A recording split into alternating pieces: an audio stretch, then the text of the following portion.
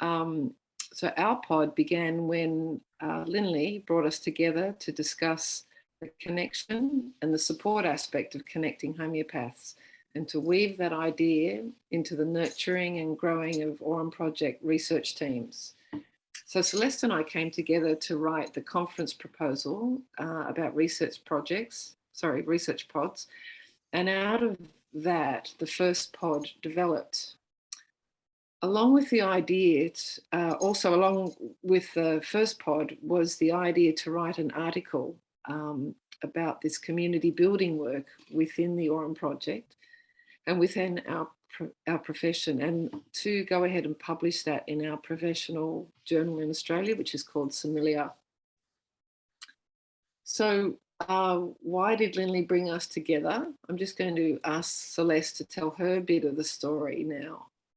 Yeah, well, Linley brought us together because in 2019, I was on a bus in New Zealand and I looked out of the window as I'm going from Palmerston North back to Wellington, and I'm watching the landscape, and it's very, very steep and hilly, and it was eroded.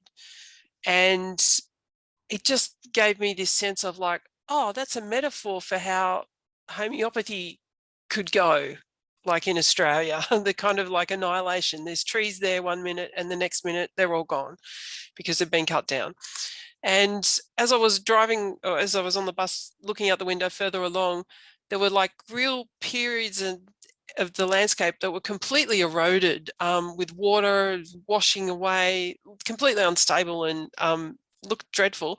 But as I was watching the landscape, I could see that the farmers had done something. They etched or put these little furrows into the side of the hill, and grasses were growing inside these furrows. And it just seemed to me to be a fantastic opportunity for us to use that kind of a model to do something to help stabilize the precarious position that we might feel we're in the homeopathic profession. And so it was like looking at the landscape, and you could see there was eroded parts. You could see that there were parts where grass had embedded itself into these furrows in the hill and became stable again. And so anyway, I rang up Linley and said, we could do something like this. We could build this kind of structure inside the research activity that we're doing in the Aurum Project. And that's what kind of led to the creation of the idea of a pod. I'm going to pass it back to Sunny now. Okay, thank you. And we'll have the next slide, thanks.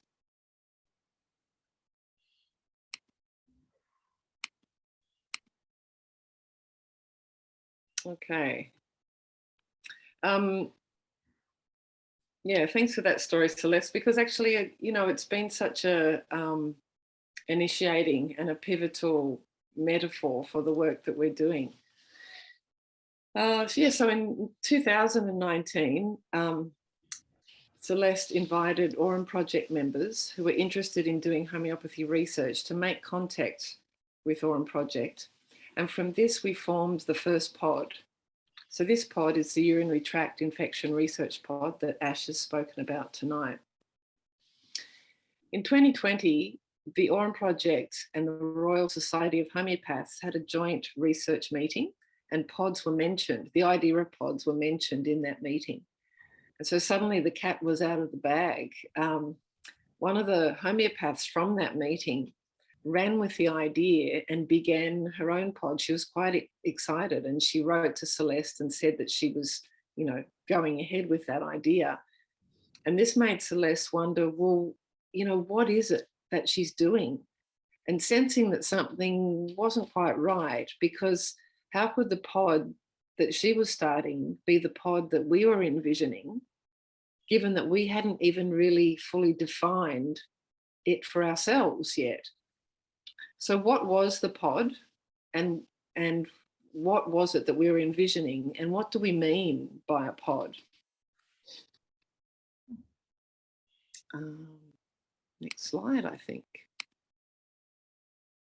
Oh, I'll just say, Yeah. And that idea is it's gone further. We've heard people in New York and in the UK even this year talk about pods. So the idea has got some sort of life to it. It's got a life force of some sort.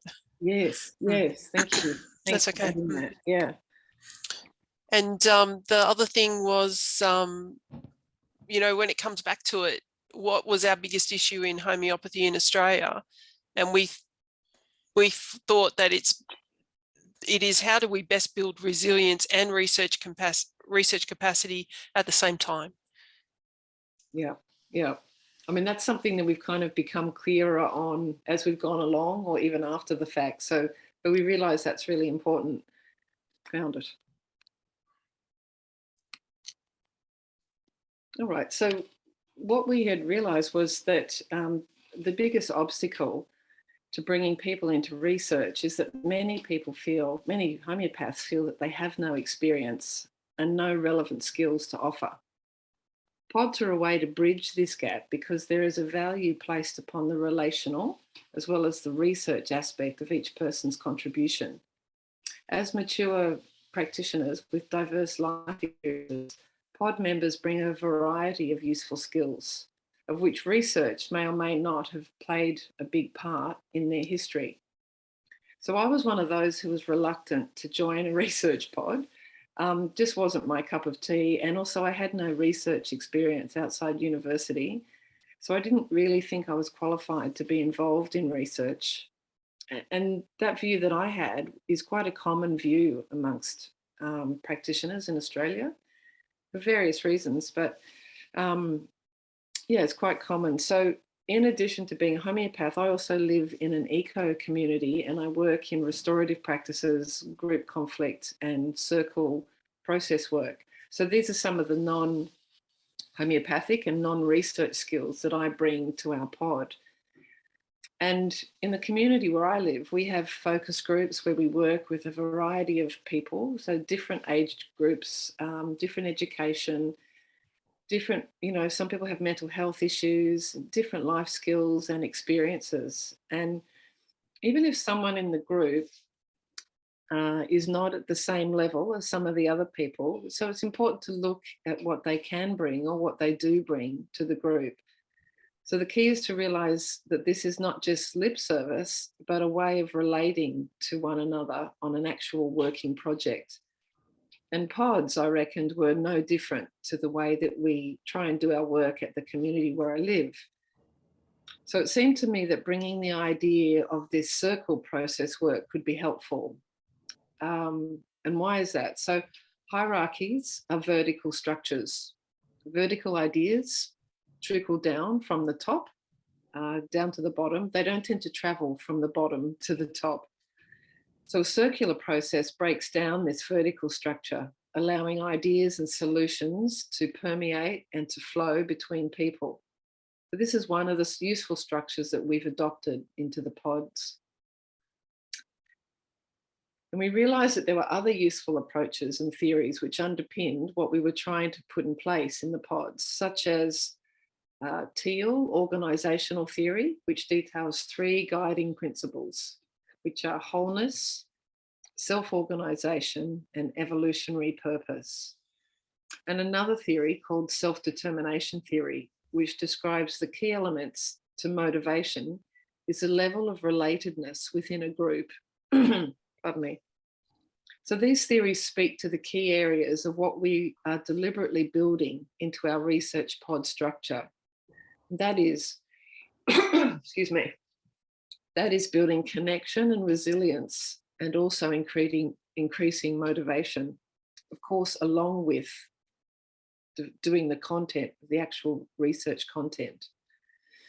The focus of conventional research is certainly on the content, and that's the primary focus. And certainly, conventional research teams may serendipitously connect and flow together and be highly motivated. However, in the pod structure, we deliberately design for this relatedness to occur, which is, deliberate and not accidental. Okay, next slide. Thanks, Celeste. So just to kind of finish up here,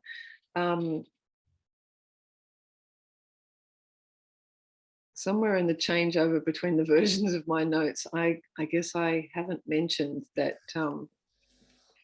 where this is all coming from is that Celeste and I have just completed writing a paper about the research pods that we'll be putting into our journal. So we've just finished that paper and it's with the editors at the moment. So the things that we're thinking about now that we've finished this paper is to how to share this information and our experience with those who may be interested. So one of the ideas we've had is that we can edit the article, sort of rewrite it a little bit and submit it to other natural medicine or complementary medicine journals, and possibly also other organizational or management publications. So that Teal organizational theory, has its own role in the business world. And so perhaps there may be publications that we might be interested to see how we've adapted some of those Teal principles into a research pod. We also hope to present at conferences. The first would be the Brisbane Homeopathy Conference next year that Ilma mentioned.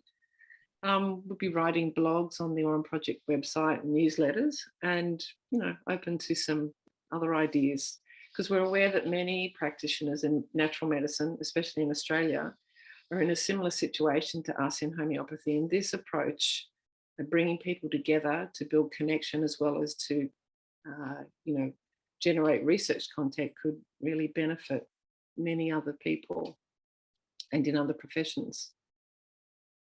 All right, that's probably a wrap for me.